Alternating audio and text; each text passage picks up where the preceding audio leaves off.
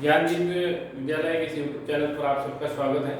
इतिहास की क्लास लगे हुए काफ़ी दिन हो गए, बीच में साइंस और इंग्लिश की क्लासें भी चालू हो गई थी, तो एक दिन में कम ही क्लासें हो पाती हैं। हम अपने जो टॉपिक था उसको आगे बढ़ाते हुए गुप्त काल के बारे में पढ़ रहे थे।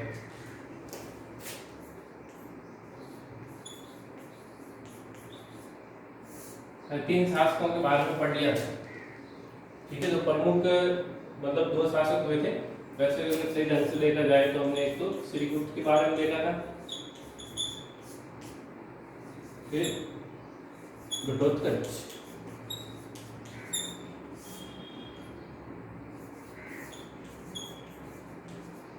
फिर चंद्रगुप्त प्रथम। एक चंद्रगुप्त मौर्य था, ये प्रथम था। आज हम चंद्रगुप्त द्वितीय के बारे में देखेंगे। उसके बाद था समुद्रगुप्त, ठीक है। आज देखना है हमको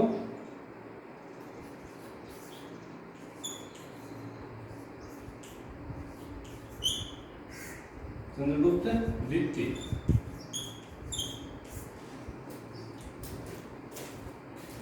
तो सबसे पहले है कि इसने कौन सी उपाधि धारण की थी। हम सबको पता है कि हम कई बार देखते हैं कि किसने कौन सी उपाधि धारण की थी। जीके में के अंदर भी पढ़ने को मिलता है। विक्रमादित्य, किसकी भाई? विक्रमादित्य।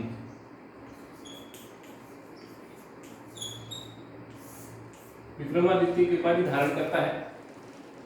ये वाली उपाधि करीबन 14 राजाओं ने अब तक इतिहास का गठन कर चुकी है। जो हम विक्रम संवत के नाम से पढ़ते हैं वही विक्रमादित्य था, इसी के नाम से विक्रम संवत चलाया गया 57 ईसा पूर्व का, ठीक है। तो लगभग चंद्रगुप्त ये पहला शासक था जिसने विक्रमादित्य की उपाधि धारण की थी। उसका कारण था कि मालवा के क्षेत्र के अंदर ये विक्रमादित्य नाम का राजा हुआ था। इसने विदेशी जातियों को बाहर खदेड़ा था, इसलिए उसने ये उपाधि धारण की थी। चंद्रगुप्त ने भी वही कार्य किया था जो विक्रमादित्य ने किया था, इसलिए ये विक्रमादित्य की उपाधि धारण करता है। अन्य नामों से इसको है जो देवगुप्त, ठीक है, श्रीदेव, इस प्रकार की उपाधियां और उसकी देखने को हमको मिलती है इतिहास में। सबसे पहले चंद्रगुप्त मौर्य एक बहुत ही साहसी राजा हुआ था। समुद्रगुप्त ने है जो साम्राज्य को आगे बढ़ाया, उस साम्राज्य को अक्षुण्ण बनाए रखा और जहां तक जरूरत पड़ी इसमें भी साम्राज्य को आगे बढ़ाने का कार्य किया था। तो सबसे पहला है जो इसके शासन काल के अंदर एक विदेशी यात्री आया था, उससे हमें काफी कुछ जानकारी मिलती है चंद्रगुप्त मौर्य के बारे में। विदेशी यात्री का नाम क्या था? विदेशी यात्री का नाम था वेनशांग, चाइना का था, ठीक है। वेनशांग नाम का यात्री था। उधर जम्मू कश्मीर के ऊपर से घूमता हुआ पश्चिम की ओर से भारत में इसने प्रवेश किया था। पूरे भारत में भ्रमण करने के बाद करीब देखो 399 ईस्वी में आया था और 414 ईस्वी तक ये है जो भारत के अंदर भ्रमण करता है। करीब 15 वर्ष तक है जो भारत के अंदर रहता है और यहाँ के विभिन्न परिदृश्य था उसका उल्लेख करता है। वैसे अपने धर्म के बारे में जानकारी एकत्रित करने आया था, बौद्ध धर्म से संबंधित था ये। 15 वर्ष घूमने के बाद ताम्रलिप्ति बंदरगाह से फिर सिंहली श्रीलंका होते हुए है जो वापस चाइना की ओर चला जाता था। तो स्थल मार्ग से आया था और समुद्री मार्ग से जो ये वापस गया। 15 वर्ष का था, 399 से लेकर 314। जो चंद्रगुप्त द्वितीय का काल है वो है आपके 380 से लेकर के 412 ईस्वी तक है जो हमें चंद्रगुप्त का काल देखने को मिलता है उसके अभिलेखों के माध्यम से। तो ये काफी सारी जानकारी देता है गुप्त वंश के बारे में, ठीक है। और चंद्रगुप्त मौर्य के काल में 9 रत्न हुए थे। जैसे अकबर के काल में हम देखते हैं कि नहीं, मानसी है, टोडरमल, ठीक है, तानसेन, बीरबल, इस प्रकार से इस चंद्रगुप्त मौर्य के काल में भी 9 रत्न हुए थे। जैसे कुछ का नाम आपको मैं बताता हूँ। कालिदास, ठीक है, कालिदास ये भगवान शिव का भक्त था। इसके बाद में सप्रत, शंकु वास्तुकार था, ठीक है, अमर सिंह,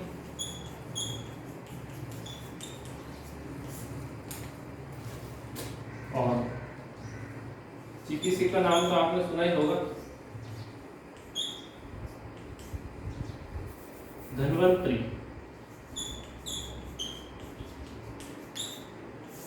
ठीक है, और वराहमिहिर जो खगोल शास्त्री हम देखते हैं,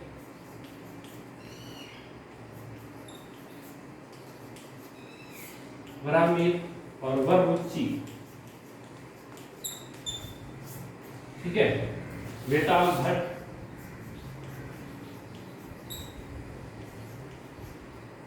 तो वेताल की हमका कथाएं सुनते हैं कि नहीं, वेताल वाली, यही वो वेताल भट्ट था जो इस चंद्रगुप्त द्वितीय के शासन काल के अंदर, मतलब ये कवि हुआ करते थे जो लिखने का काम, इतिहास लेखन का वगैरह काम हो गया या साहित्य लेखन का वगैरह काम हो गया। ठीक है, तो कितने हो गए देखो, 1 2 3 4 5 6 7 8, पीछे कौन सा बच गया, एक छूट गया है, कालिदास हो गया, सपना अमर सिंह हो गया, धन्वंतरी हो गया, वराहमिहिर हो गया, वररुचि है, एक है उसका नाम मेरे को याद नहीं आ रहा। तो ये जो प्रमुख रूप से ये लोग थे वो इसके दरबार के अंदर कार्य करते थे। तो सबसे पहली बात हमने क्या देखी, चंद्रगुप्त मौर्य के बारे में विक्रमादित्य की उपाधि धारण की, हैंसोंग नाम का यात्री इसके दरबार में आया था। ठीक है, और नवरत्न है जो उसके दरबार में हुए, जिसमें कालिदास है जो सर्वोच्च माना जाता है। आपको कालिदास का नाम याद रखना है, बाकी का याद रखने का जरूरी नहीं है। अब उसके साम्राज्य के विस्तार के बारे में देखते हैं कि कहां से कहां पर उसका साम्राज्य का विस्तार था।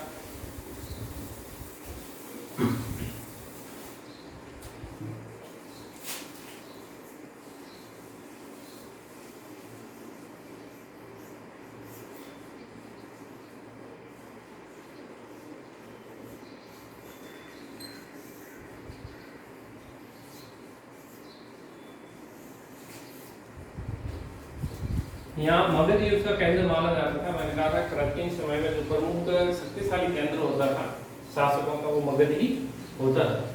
तो मगध से यहाँ पर हम देखते हैं समुद्रगुप्त ने लगभग है जो इतना साम्राज्य का विस्तार अपना कर लिया था। ठीक है, जो इसके दक्षिण की ओर साइड में था वो वाकाटक राज्य का शासन हुआ करता था इस क्षेत्र के अंदर। कौन सा? वाकाटक। ठीक है, बहुत ही शक्तिशाली शासक। समुद्रगुप्त भी जो हमने देखा था चंद्रगुप्त द्वितीय से पहले, वो भी जो दक्षिण यात्रा करता वो यहाँ से ऊपर वापस लौट जाता है, वाकाटक राज्य के ऊपर आक्रमण नहीं करता है, क्योंकि वाकाटक राज्य है तो उस टाइम में काफी शक्तिशाली हुआ करता था। और इसके पश्चिम की साइड में ऐसे नागवंश का शासन था। कौन सा? नागवंश। तो अपने उसको साम्राज्य का विस्तार करना था। किस प्रकार से वो विस्तार करता? दोनों और है जो शक्तिशाली शासक है, युद्ध लड़कर जीतने में जन हानि होती थी, आर्थिक हानि होती थी, और भी कई प्रकार का नुकसान होता था। तो युद्ध की बजाय उसने कहा कि मैत्री संधि किस प्रकार से हो सकती। तो हमने पहले भी देखा है कि जो विभिन्न शासक आए थे वो मैत्री संधि में सबसे उच्च स्थान है जो विवाह को देते थे। इसको भाई विवाह को। तो इसने भी विवाह वाली नीति अपनाई। विवाह वाली नीति अपना करके इसने सबसे पहला कार्य किया नागवंश के साथ मित्रता स्थापित करने का, और उसको अपना राज्य आगे बढ़ाना था। ठीक है, तो नागवंश के साथ उसने मित्रता स्थापित करते हुए एक नागवंश की कन्या थी जिसका नाम था कुबेर नागा। कुबेर नागा नाम की नागवंश की कन्या थी, उससे ये विवाह कर लेता है और नागवंश के साथ में इसकी मित्रता स्थापित हो जाती है। अब नागवंश का ये दावा बन चुका है तो नागवंश इसके ऊपर आक्रमण नहीं करेगा। ठीक है, कुबेर नागा से एक कन्या उत्पन्न होती है जिसका नाम होता है प्रभावती। ठीक है, प्रभावती गुप्ता। तो अब अपनी इस पुत्री का विवाह ये क्या करता है भाई, इस वाकाटक का एक राजा था जिसका नाम था रुद्रसेन द्वितीय। प्रभावती का विवाह जिसके साथ किया था उस व्यक्ति का नाम था रुद्रसेन सेकंड।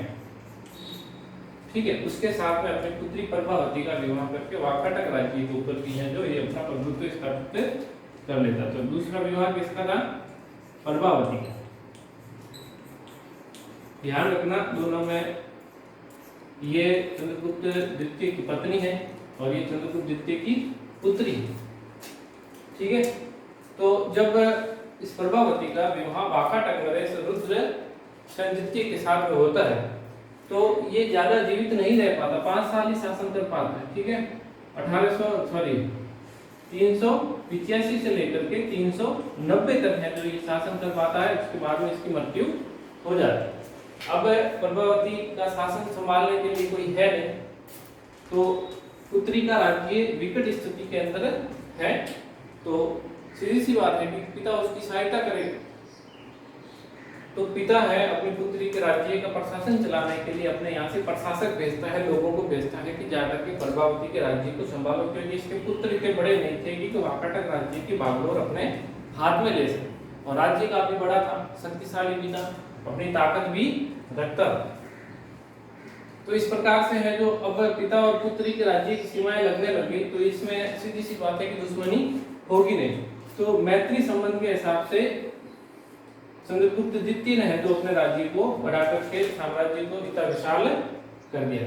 अब इस साइड में काठियावाड़ और सौराष्ट्र क्षेत्र के अंदर इस टाइम में यहाँ पर एक शक, ठीक है, शक सत्र बोला जाता है, जिसको विदेशी जाति के जो लोग थे उनका शासन हुआ करता था।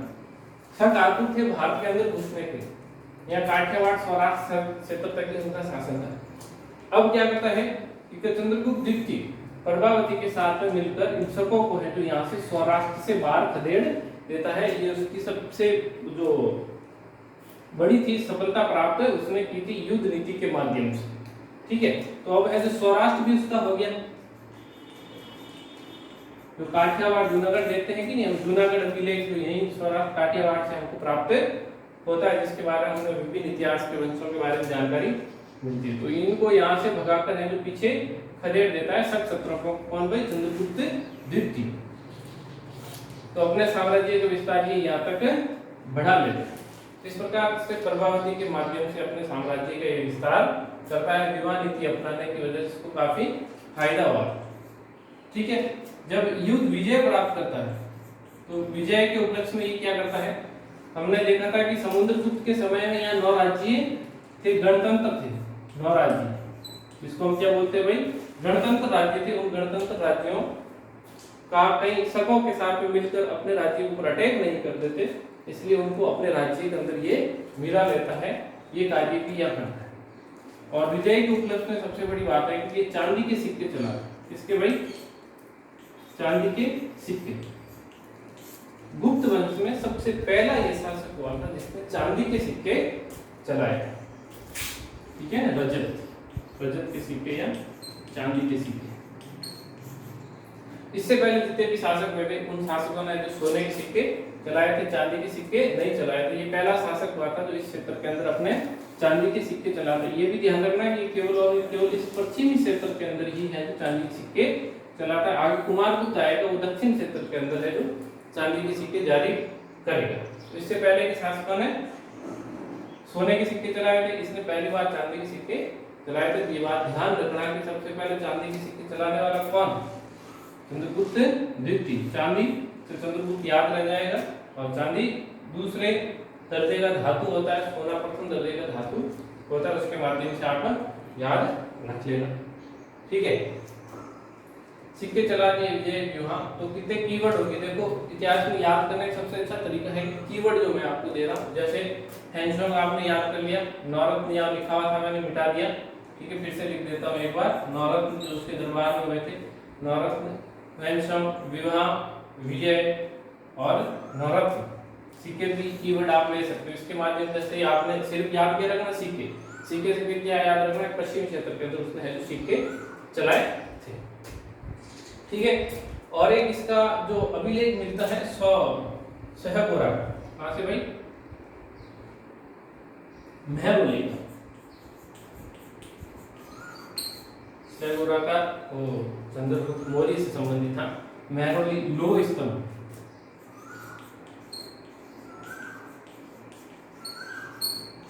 ये लोह स्तंभ था।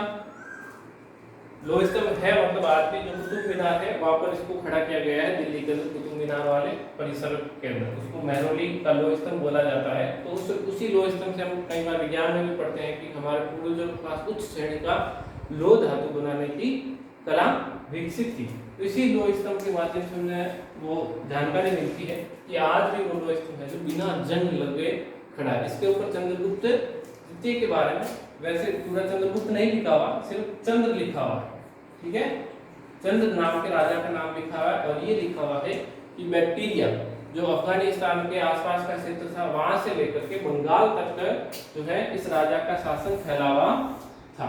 इस प्रकार से ये इसके साम्राज्य के विस्तार की बात करता है।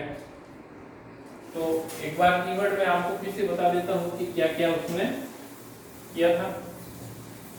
वैसे जो गुप्त साम्राज्य उसके अंदर सबसे महत्वपूर्ण दो ही शासक है, एक तो समुद्रगुप्त और दूसरा चंद्रगुप्त द्वितीय। बाकी वाला के बारे में ज्यादा जानकारी भी नहीं है और इतने महत्व भी नहीं है। सबसे पहले उसकी उपाधियां हो गई, फिर है ह्वेनसांग, ठीक है, ह्वेनसांग याद रख लेना। उसके बाद में नवरत्न, ठीक है, फिर आ जाता है विवाह, फिर सिक्के और उसका साम्राज्य विस्तार का था वो यहाँ मेहरौली से हमको ये जानकारी मिलती है, ठीक है। तो कितनी बातें देखो, हैंसोंग के बारे में आपको पूरी जानकारी मिल जाएगी। नवरत्न मात्र से ही नवरत्नों के आप पूरे नाम याद कर सकते हैं। विवाह, तो विवाह उसने किए थे राज्य विस्तार कूटनीतिक विवाह हम जिसको कह सकते हैं कुबेर नागा और प्रभावती गुप्ता का रुद्रसेन द्वितीय के साथ में। कुबेर नागा से कुछ विवाह किया था, प्रभावती का अपने पड़ोसी राज्य के राजा से विवाह किया था। फिर उसने चांदी के सिक्के हैं जो सर्वप्रथम चलाए थे, ठीक है। उसके बाद में है जो उसने मेहरौली स्तंभ से उसके साम्राज्य विस्तार की हमको जानकारी प्राप्त होती है चंद्रगुप्त द्वितीय के बारे में। इतना आप जान लोगे, ये सारे 1 2 3 4 5 6 कीवर्ड है। 6 कीवर्ड में आप काफी कुछ विस्तार इसका लिख सकते हो जितना किताब में आया हुआ। तो ये तरीका होता है इतिहास में याद करने का, ठीक है। तो चंद्रगुप्त द्वितीय हो गया। सबसे बड़ी बात है इसका, आपको जो विक्रमादित्य उपाधि है वो याद रखना जरूरी है कि इसने विक्रमादित्य की उपाधि धारण की। चंद्रगुप्त द्वितीय के बाद में आता है आपके कुमारगुप्त।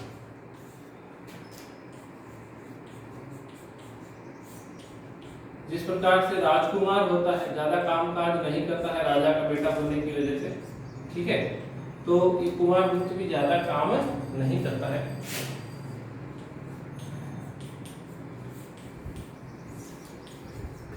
कुमारगुप्त के बारे में जो इसने उपाधि धारण की थी वो है महेंद्रादित्य।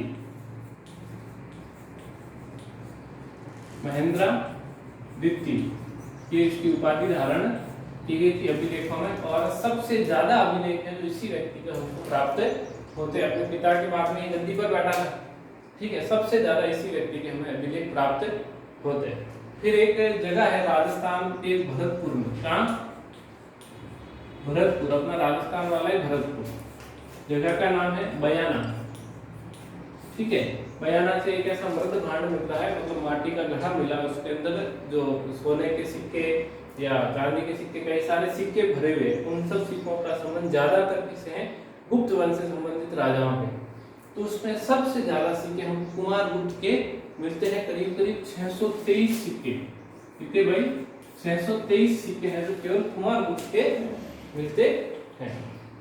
कुमारगुप्त का जो काल है वो 415 ईस्वी से हमको मिलना प्रारंभ होता है। इसका हमने 412 तक देखा था, ठीक है। 3 साल का इतिहास के बारे में जानकारी हमको कहीं मिलती नहीं है। आगे भविष्य में अगर कहीं खुदाई के अंदर जानकारी मिलती है तो दोनों के एक होता है। 3 साल का जो इतिहास कालखंड है वो लुप्त मिलता है, उसकी जानकारी हमको प्राप्त नहीं होती, ठीक है। और इसके समय में जो पुष्य जातियां थी, पुष्य मित्र संबंधी, वो उनका विद्रोह हुआ था, उनके विद्रोह को दबाने का इसने काम किया था। इसने अपने साम्राज्य विस्तार के अंदर कोई कार्य नहीं किया। हालांकि जो साम्राज्य पूर्वजों की ओर से मिला था उसको अक्षुण्ण बनाने में इसने महत्वपूर्ण भूमिका निभाई थी। और उसके बाद में आपको पता हो तो कि हम एक विश्वविद्यालय के बारे में पढ़ते हैं, नालंदा विश्वविद्यालय, ठीक है। नालंदा विश्वविद्यालय की स्थापना इसी गुप्त शासक कुमारगुप्त के द्वारा करवाई गई, ऐसी हमें इतिहास की जानकारी प्राप्त होती है। तो इसने महेंद्र द्वितीय की उपाधि धारण की थी। भरतपुर से इसके 623 सिक्के मिलते हैं। नालंदा विश्वविद्यालय की स्थापना इसने करवाई थी। और अभी इसका शासनकाल 412 में समाप्त हो जाता है। हैंसोंग के बारे में हमने देखा था कि वो 414 के अंदर है जो भारत को छोड़ करके जाता है। तो कहीं ना कहीं इसके शासक बनने के समय वो यहाँ पर रहा था या भारत छोड़ने ही वाला था उस समय में। तो ये इसको हैंसोंग किस नाम से बुलाता है भाई? सक्रादित्य, ठीक है, सक्रादित्य नाम से हैंसोंग इसको बुलाता है कुमारगुप्त को।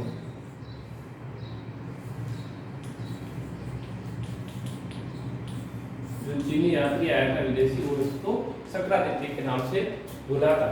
तो इतनी इसकी जानकारी हम किताब में दी गई है। वैसे तो काफी विस्तारपूर्वक है, लेकिन जो अपने 12वीं की किताब में आया हुआ उसके हिसाब से हम देखेंगे। 623 इसके सिक्के मिले थे। नालंदा विश्वविद्यालय की स्थापना करवाई थी। हैंसोंग से सक्रादित्य कहता है और महेंद्र द्वितीय की उपाधि वो धारण करता है। और जो इसके समय विद्रोह हुए थे उसको दबाया था। साम्राज्य विस्तार के बारे में इसके अभिलेखों से हमें किसी भी प्रकार की जानकारी प्राप्त नहीं होती। तो कुमारगुप्त के बाद में जो आखिरी सबसे आखिरी महत्वपूर्ण शासक था वो था आपके स्कंदगुप्त।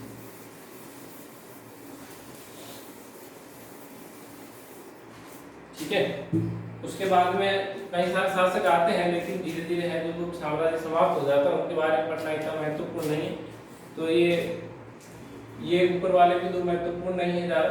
ठीक है, चंद्रगुप्त हो गया, ये तो गुप्त वंश की द्विवार्षिक संस्थापक था। फिर समुद्रगुप्त हो गया, ठीक है, फिर चंद्रगुप्त द्वितीय और कुमारगुप्त, और एक आता है आपके स्कंदगुप्त।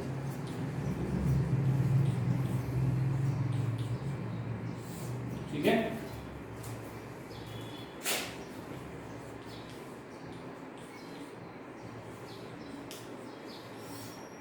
इसके बारे में हमें सबसे प्रमुख जो जानकारी देने वाला अभिलेख है वो है जूनागढ़ का। कहाँ का भाई? जूनागढ़ का अभिलेख, जिसके बारे में हम पहले भी जान चुके हैं। इस अभिलेख से हमको चंद्रगुप्त मौर्य के बारे में भी जानकारी मिलती है, अशोक के बारे में भी जानकारी मिलती है, स्कंदगुप्त के बारे में भी जानकारी हमको मिलती है। ठीक है, जो जूनागढ़ अभिलेख में प्रमुख रूप से लिखवाने का काम किया था वो एक शासक और आगे आएगा, शक शासक होगा रुद्रदामन। उसने जूनागढ़ अभिलेख लिखवाया था। तो जूनागढ़ अभिलेख से हमें क्या जानकारी मिलती है? एक भीतरी गांव का अभिलेख है, वो भी इसके बारे में जानकारी देता है कि इसके समय में हुण नाम के विदेशी आक्रांता है जो भारत के अंदर प्रवेश करते हैं। ठीक है, तो इससे हुणों को है जो भारत में प्रवेश करने में रोकने के लिए इसने बहुत महत्वपूर्ण कार्य किया कि इन हुण जातियों को इसने भारत के अंदर प्रवेश नहीं करने दिया। इधर हुण है और इधर कौन है? आपके स्कंदगुप्त।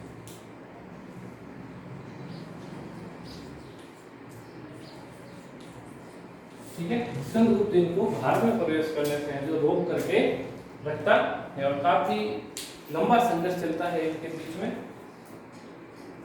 तो कई बार क्या होता है कि साम्राज्य को विस्तार, जो ज्यादा शक्तिशाली राजा होता है वो साम्राज्य का विस्तार करता है, और जो कमजोर राजा आता है जो साम्राज्य बनाया हुआ है उसको भी तहस नहस कर देता है। हम देखते हैं कि क्या कुमारगुप्त ज्यादा विजय प्राप्त करने का कोई महत्वपूर्ण कार्य नहीं करता है, लेकिन राज्य को बना के रखना भी बहुत महत्वपूर्ण बात होती है। इसके समय में कोई ज्यादा विदेशी आक्रांत नहीं आए थे, आंतरिक है जो विद्रोही भड़के थे। लेकिन जब स्कंदगुप्त के समय में है जो हुण नाम की विदेशी जाति आती है, इतना कठोर तरीके से ये इनका प्रतिरोध करता है कि 50-100 सालों तक हुण वापस है जो भारत की ओर मुख करने का विचार भी नहीं करते। तो हुणों को रोक कर रखने का सबसे महत्वपूर्ण कार्य किया था स्कंदगुप्त। ठीक है, उसके बाद में एक सुदर्शन जी,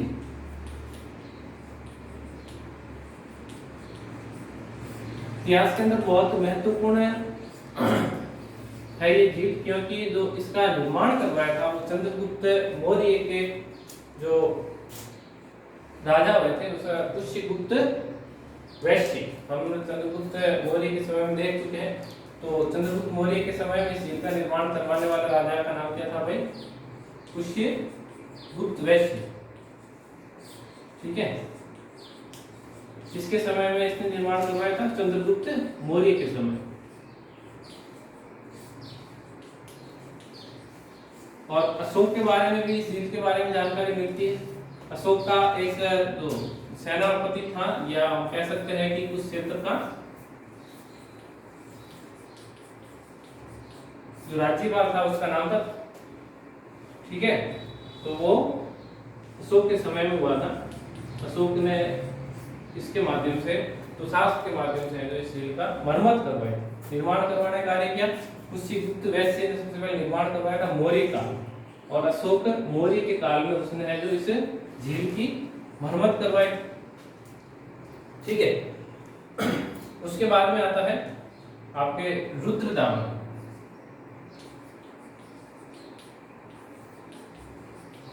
सन शासक था, इसने भी इस झील का पुनर्निर्माण करवाया। रुद्रदामन के बाद में आता है आपके स्कंदगुप्त।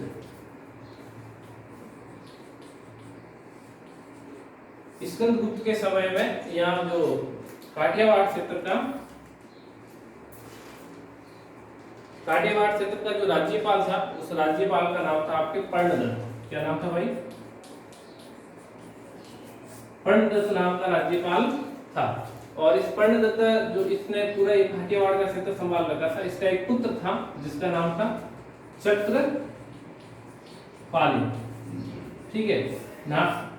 नागरथ था जूनागढ़ का। कहाँ का? जूनागढ़ जो नगर था उसका है जो तारीख देखने का, मतलब प्रशासक देखने का कार्य करता था जूनागढ़, ठीक है। तो जूनागढ़ अभिलेख के बारे में हम देखते हैं कि सुदर्शन झील का उल्लेख हमें कहाँ से मिलता है? इस जूनागढ़ अभिलेख से हमें जो सुदर्शन झील के बारे में जानकारी प्राप्त होती है, ठीक है। तो स्कंदगुप्त के राज्यपाल पर्णदत्त के पुत्र चक्रपाली ने है जो इस झील की मरम्मत करवाई थी, सुदर्शन झील की। और इसके उसने साथ में क्या किया था? विष्णु मंदिर का निर्माण करवाया था इसके किनारे पर, ठीक है, विष्णु मंदिर। तो सुदर्शन झील के बारे में दो महत्वपूर्ण जानकारी, एक तो विष्णु मंदिर का निर्माण किसने करवाया था? स्कंदगुप्त के राज्यपाल पर्णदत्त के पुत्र चक्रपाली ने जूनागढ़ झील की मरम्मत करवाई और इसके किनारे पर विष्णु मंदिर का निर्माण करवाया था। हम देखते हैं कि ये जितने भी गुप्त शासक हुए थे वो भगवान विष्णु को है जो मानने वाले थे, भगवान विष्णु की पूजा करते थे। तो इनका जो राजचिन्ह था वो गरुड़ था, ठीक है। भगवान विष्णु का वाहन हम देखते हैं कि गरुड़ होता है, ठीक है। तो गरुड़ इनका वाहन था। लेकिन एक कुमारगुप्त एकमात्र ऐसा शासक आता है जो मयूर चित्र लगा हुआ, जिसके ऊपर कार्तिकेय, हम देखते हैं कि भगवान शिव का पुत्र गणेश और कार्तिकेय थे, किन थे? कार्तिकेय का वाहन मयूर था। तो कार्तिकेय बैठे हुए नाम के सिक्के जो इस कुमारगुप्त ने लाए थे, मैं बताना भूल गया था आपको। तो ये है जो स्कंदगुप्त के बारे में हमने जानकारी प्राप्त कर ली। गुणों का उसने प्रतिरोध किया था, ठीक है। सुदर्शन झील का पुनर्निर्माण करवाया था। सबसे महत्वपूर्ण ये दो जानकारियां ही है इसके बारे में।